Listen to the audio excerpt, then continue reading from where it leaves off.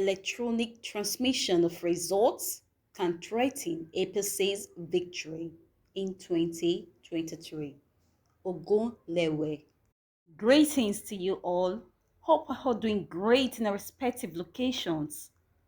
To all my amazing subscribers, a reminder, just because the past did not turn out like you wanted it to be, does not mean your future can be better than you ever imagined. But please kindly give this video a thumbs up and please subscribe to my channel. Thank you. Senator Adesaye Ogunlewe, a chieftain of the All Progressive Congress (APC), wants Nigerians to drop a current model of presidential system of government and recommended a mixture of presidential and parliamentary system. Ogunlewe, a former Minister of Works, berated the federal government on the issue of open grazing that is said ought to be handled by the states. He spoke on several issues affecting the country in an interview with Oladi Pupo Awojobi experts. Some people are saying the Nigerian does not have much to celebrate after 61 years of independence. What is your own opinion, sir? Of course, we do. We thank God for what He has been able to do for us so far, so we should just thank Him. But many Nigerians are saying that we have not arrived in the areas of economic security, etc., after 61 years of independence. Our main problem is the kind of political structure we are running. It's going to run our country down and destroy us. The way we run our presidential system is not the best at all. It's going to ruin our economic and ruin our country. We have to change it. We can run a presidential system that is mixed with parliamentary, as they do in Ghana, so that it would be cheaper for us to run. The cost of running the country is more than our income. We have to sit down and rejig our political structure. It is not good for us at all. But Constitutional Conference in 2014, but the report was not implemented by the APC government and they have not organized another one. It is for us to sit down and address it. We are being destroyed on a daily basis. Look at the level of our indebtedness now. It is so high and it is because of our constitution over dependence on the central government. This is ruining our country and affecting our growth. We must restructure and devolve power to the states and have a very lean federal government. Let the state take more responsibilities and develop, which is the way to go. But now that everybody wants to go to the central and steal money, how can we survive like that? The money that is at the central is so huge and attractive for the people to come and steal. They want to be at the top at the central so that they can do away with our money. It is encouraging corruption. The system we are running is encouraging too much money at the central. But talking about restructuring, some state governors have taken a bold step by saying they will collect their value added tax VAT and they have since banned open grazing in their states. However, it is like the federal government is not supporting this. That is what we are saying. The federal government should not see itself as being superior to the states. Open grazing is not conducive. How does the rearing of animals concern the federal government? They should not be concerned about open grazing. What is their problem with that? They are just overeating the polity. They are talking about something that does not concern them. What is their business with people breeding chickens or animals? They are just fighting a war that does not concern them at all. That is the mentality of those who drafted the Constitution. The federal government feels so big and they look down on everybody and determine what everybody must do, but it would never work. Who do we blame for all these problems? It is the military. The military prepared the Constitution and over centralized all the powers. But the civilians have been there since 1999. Yes, initially, we did not see the problem. It kept increasing on a daily basis.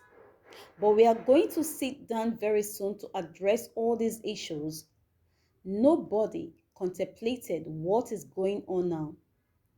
There are killings everywhere. Kidnapping is now a business everywhere. What can we do? And there is no provision for state police. If we have state police, you will be able to control whatever goes on in your community. The police will be able to know what is going on in their community.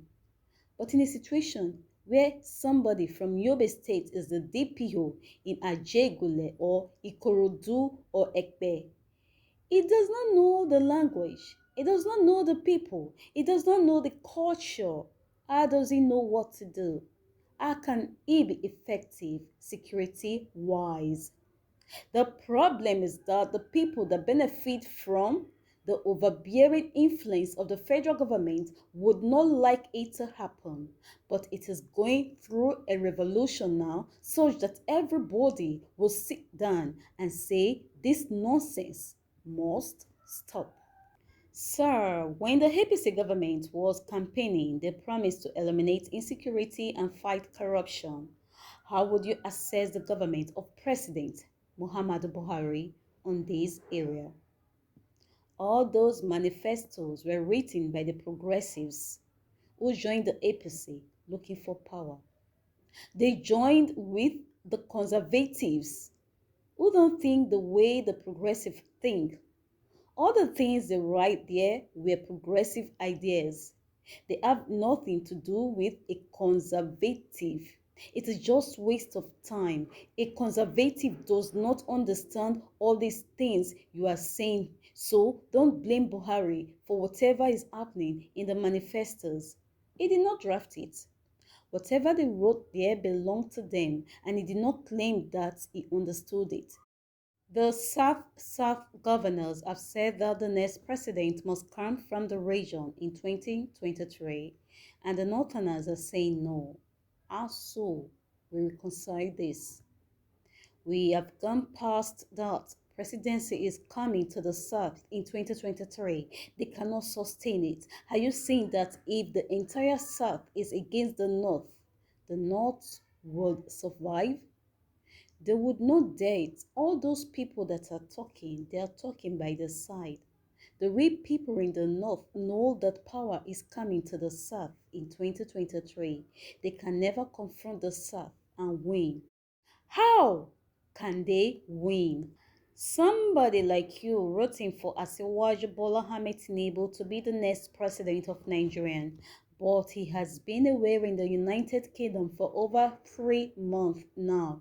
Do you think he has the earth to do this? Let the doctors talk to us. When he comes back, they will look at him and give their assessment. What we are saying is that if it is zoned to the southwest, our captain, our leader, should have the first choice. If they zone it to the southeast, let somebody come out from the region and say is interested so that the south can have 3 or 4 aspirants that would compete. But if they zoned it to the southwest, Asiwaju Bola Ahmed Tinubu automatically would be the candidate. At this point, we all know that elections in Nigeria are not won on the pages of newspaper, WhatsApp, Instagram, or Twitter. So all these things you are talking about are not relevant. We have 100 million poor people in Nigeria. They are not concerned with economic policies. All they need is money. It is the person who has the money that wins election. There are so many countries in the world that are not practicing democracy at all, and they are more prosperous than us. But our democracy has increased our poverty. We are doomed as a nation. The more money you have, the more likely you win an election. Election is not won by popularity in Nigeria because all that the poor man wants is money. Maybe that is why people say we should go for electronic voting and transmission of results. If that is done, it is going to be watershed in the history of Nigerian. Anybody who believes in Nigerian and wants prosperity for the country must embrace electronic voting. I have said it several times that any election that is conducted by human beings and the addition would be done by a Nigerian, forget about the results. They would manipulate it. Where the judge can give judgment based on money collected, you are not talking about somebody that would announce election results. Won't he collect money? But the people don't want to listen. They would be blowing grammar. We are practitioners. To us, we have participated before. If you have never contested election in your life, then you can talk like that. We have gone through the rigor of being a candidate in an election in this country. Professor Wole Soyinka or Professor Pat Utomi said it is doomsday. It is doomed. It is totally doomed. The only way out is electronic voting and electronic transmission of results. Anybody who believes in Nigeria as a nation will never go against this unless you want the country to be destroyed. I have never seen one Nigeria who can be so honest and declare a true result. It has never happened in the history of Nigeria, and it will never happen. But please kindly give this video a thumbs up and please subscribe to my channel. Thank you. My country people, now don't hear 'em. Without electronic transmission of election results, our dear country, Nigeria, will still remain a dream. Mediocrity can no longer hold in today's Nigerian. Mr. Ogunlewe, these are the kind of things an elder like you is expected to say. Fair enough. But please kindly give this video a thumbs up and please click on the notification button for more authentic news. Thanks for watching. Bye-bye.